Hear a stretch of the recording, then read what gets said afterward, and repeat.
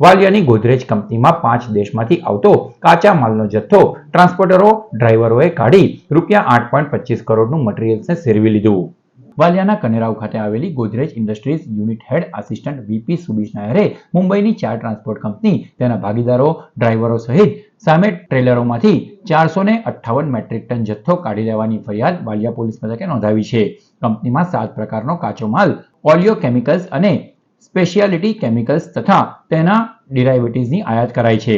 આ raw materials Indonesia, Malaysia, Latin America અને થાઇલેન્ડમાંથી આયાત થઈ મુંબઈના પોર્ટ પર પહોંચે છે, જ્યાંથી કનેરાવ કંપની સુધી મટીરીયલ્સ પહોંચાડવા કંપનીએ ઝિંક લોજિસ્ટિક્સ, ટ્રાન્સલિંક, સોનુ કાર્ગો, ઓમ ટ્રાન્સપોર્ટ, તાજ ટ્રાન્સપોર્ટ અને મિસ્ત્રી ટ્રાન્સપોર્ટને કોન્ટ્રાક્ટ આપ્યો છે.